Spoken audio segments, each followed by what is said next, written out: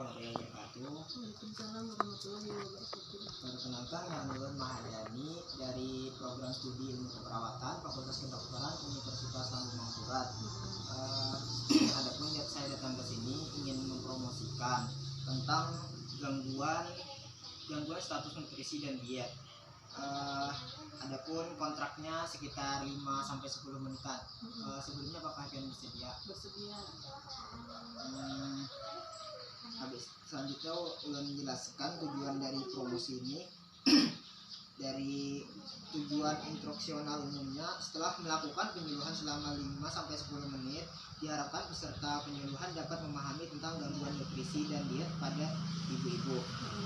Terus ada tujuan instruksional khususnya, setelah melakukan penyuluhan selama 5 menit, diharapkan peserta dapat memahami pengertian nutrisi dan diet.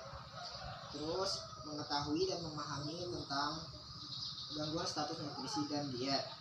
Terus kemudian mengetahui dan memahami tentang macam-macam nutrisi.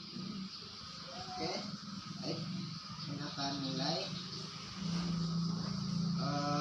Sebelumnya apakah ibu tahu pengertian dari nutrisi atau dan dari diet? Sudah tahu. Oke, ulun menjelaskan.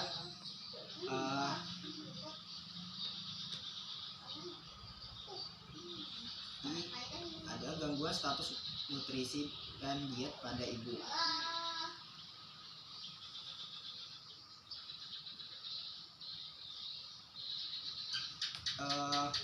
Kebutuhan nutrisi. Kebutuhan nutrisi bagi tubuh merupakan suatu kebutuhan dasar manusia yang sangat vital. Jadi pengertian dari nutrisi merupakan sumber energi untuk segala aktivitas dalam sistem tubuh. Sumber nutrisi dalam tubuh berasal dari dalam tubuh itu sendiri, seperti glikogen yang terdapat dalam otot dan hati, ataupun protein dan lemak dalam jaringan, dan sumber lain yang berasal dari luar tubuh seperti yang sehari-hari dimakan oleh manusia. Ibu bisa catat sambil catat-catat. Kemudian ada macam-macam nutrisi. Macam-macam nutrisi yang pertama ada karbohidrat, lemak, protein, vitamin, mineral, dan air. Terus ada pemenuhan kebutuhan nutrisi. Kalori pada lanjut usia dapat dimodifikasi tergantung keadaan lanjut usia, misalnya gemuk atau kurus, atau disertai penyakit demam. Terus karbohidrat 60% dari jumlah kalori yang dibutuhkan. Kemudian lemak tidak dianjurkan karena menyebabkan hambatan pencernaan dan terjadi penyakit 15-20% dari total kalori yang dibutuhkan. Terus vitamin dan mineral kebutuhannya sama dengan usia muda.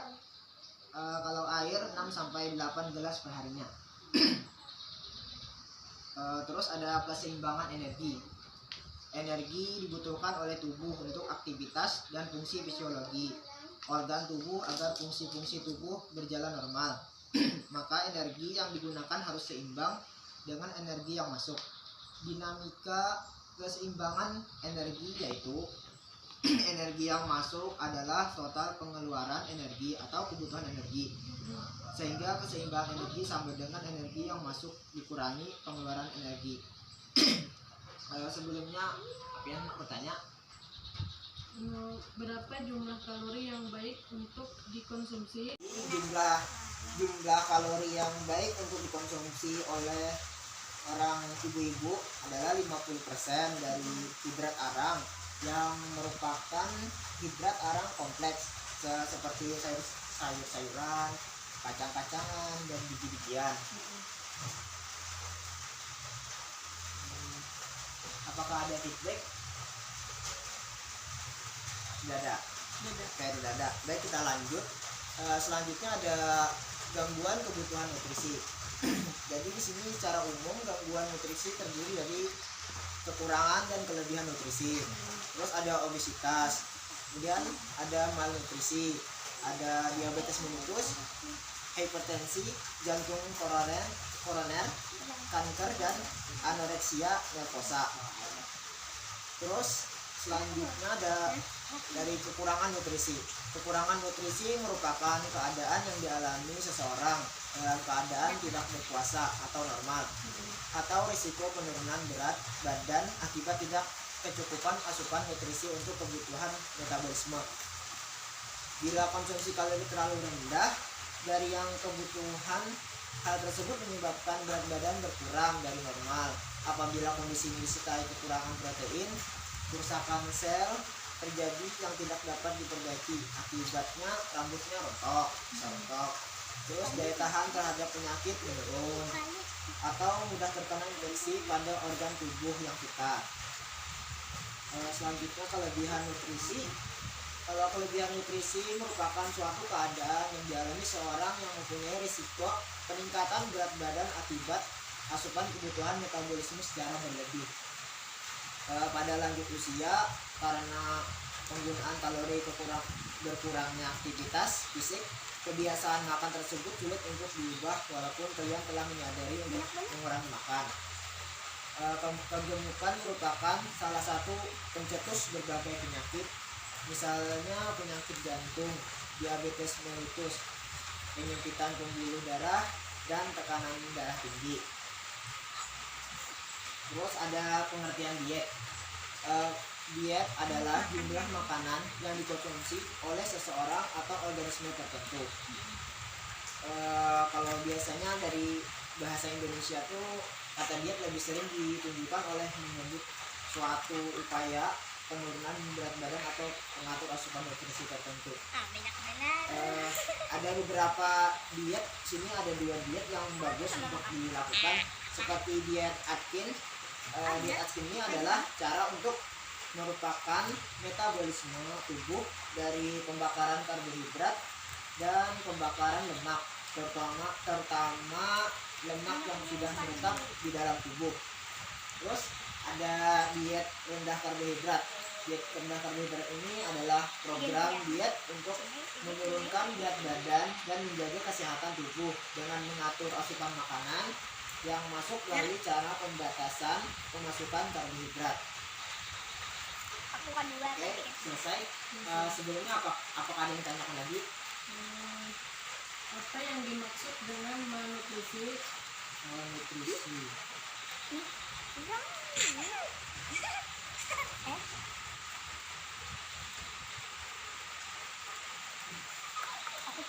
Jadi malnutrisi itu merupakan gangguan dalam status nutrisi yang dapat terjadi akibat ketidakseimbangan atau ketidakcukupan diet maupun akibat gangguan penyerapan atau penggunaan makanan. Apakah ada tanya lagi? Oke, baik, itu saja yang saya sampaikan dari penyuluhan ini. Sebelumnya saya akan melakukan pertanyaan lagi untuk kesentian. Ini bisa membuktikan bahwa itu penyuluhannya berhasil atau tidak. Jadi pertanyaan ulun, ya bisa catat pertanyaannya. Mak, jawabin lagi dulu.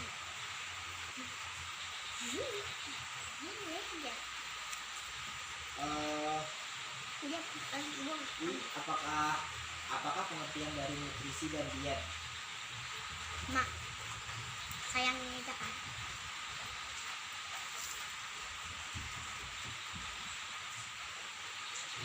Apakah pengertian nutrisi dan diet?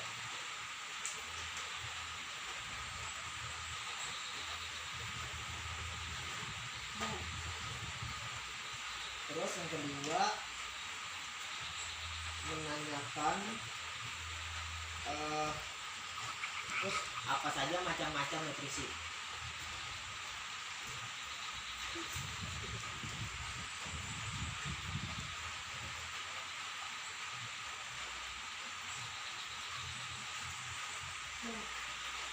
Terus pertanyaan ketiga, apa saja gangguan nutrisi?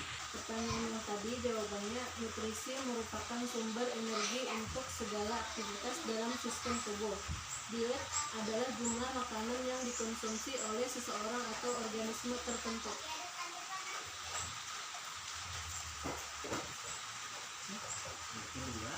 Yang kedua, macam-macam nutrisi. Karbohidrat, lemak, Ada yang tadinya vitamin, lawan air kerjanya. Oh, jadi yang tadinya tadi ada apa tadi? Karbohidrat, lemak, vitamin, air. Jadi yang kurang ada protein dan mineral. Lanjut yang pertanyaan 3. Kekurangan dan kelebihan nutrisi, obesitas, malnutrisi, hipertensi, kanker. Masih ada yang kurang. Ada diabetes mellitus, jantung koroner, sama kanker dan anoreksia narkosa. Oke, apakah lagi ada yang tanyakan? Ada. Oke, baik. Belum tutup pertanyaannya. Terima kasih sudah bekerja sama dari penyuluhan ulun. Jadi ulun ada reward untuk Tian. Jadi menjawab ada beberapa pertanyaan yang benar tadi. Jadi ini rewardnya seadanya aja. Terima aja seadanya. Terima kan. Terima kasih lah. Ya, nah. Jadi ulun tutup lah. Assalamualaikum warahmatullahi wabarakatuh.